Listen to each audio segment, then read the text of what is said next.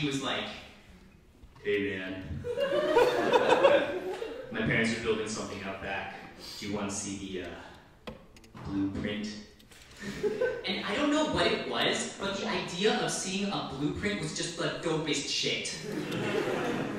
Like, 6-year-old me would definitely put that on his resume. Right next to things like, I can spell the word dinosaur, I know like 5 different dinosaurs. I said, that dinosaur looks like a butt in front of the teacher. Didn't get caught.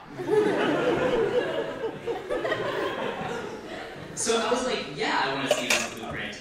And he said, "Alright, but you gotta play it cool. We gotta cover it up because my parents can't know. Let's get some orange juice first." So he poured me a glass of the pulpiest orange juice that I have ever seen. And I had never seen pulpy orange juice at that point. I was just transfixed by my glass. Like, damn, could this day get any cooler? We went in to see the blueprint with our orange juice, and he was trying to explain things about it to me, but I was just not paying attention. I was too busy looking at my orange juice. And I was thinking about it, like, what happens to the pulp if I tilt my cup like this? What happens to the pulp if I tip my cup like that? If I tip my cup like this, where does the pulp go? Oh. And I spilled my orange juice all over the previously dry and previously not covered in orange juice blueprint. I was so embarrassed. I just ran away. I haven't spoken with him since. But I can only imagine, like, the dad and the architect out back after they finished building it, like, this isn't quite what I expected. Yeah, I know. There's something off about it, like it could fall over at any point. Alright, so we built the giant sausage over there. The giant eggs over there. But it still seems not balanced. What are we missing? Oh, I know, the Raisin Bran! An important part of any balanced breakfast.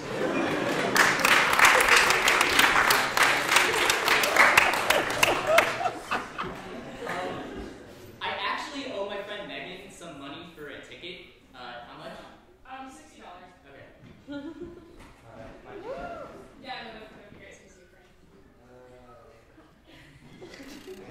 Thanks.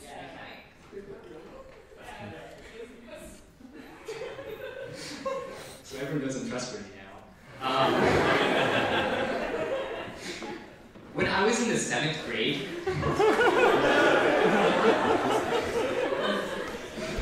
my science teacher told us that we had to design an experiment over like anything we wanted.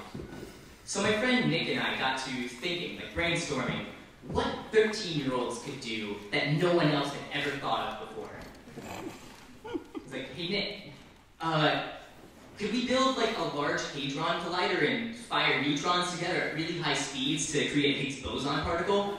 He was like, nah, a bunch of nerds are already doing that. Alright, could we find the limits of what's computationally possible using universal Turing machines as laid out in the Church Turing thesis? Nah, I think Church and Turing did that in the thesis. Let's put lettuce in water.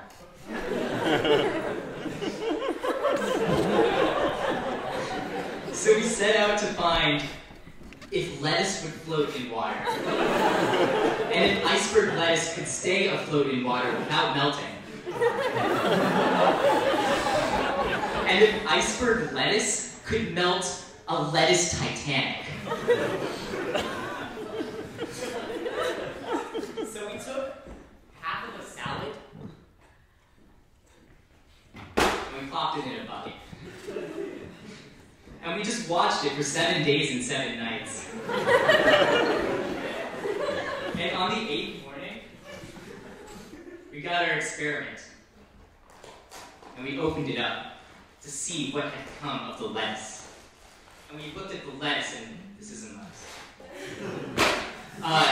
And we looked at the lettuce, and it was just like, it just had these like white bits on it, but it was still lettuce.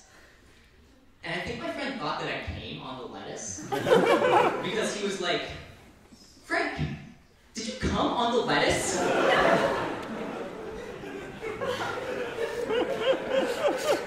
My parents definitely overheard. Because the next day my dad just like sat me down and he was like, Frank, do you have any questions about masturbation and or vegetables? And I was already uncomfortable with my parents talking about masturbation, but I was more uncomfortable with the fact that they thought that I actively jacked off with lettuce. But I was rethinking it a few years later. Like, my friends and I don't talk about how we masturbate.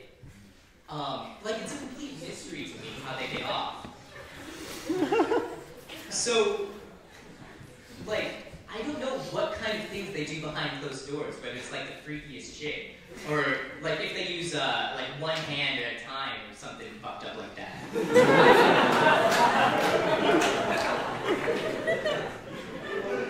But did my friend Nick, what led him to that conclusion? Like, did he think that it was completely normal to get off on lettuce? What?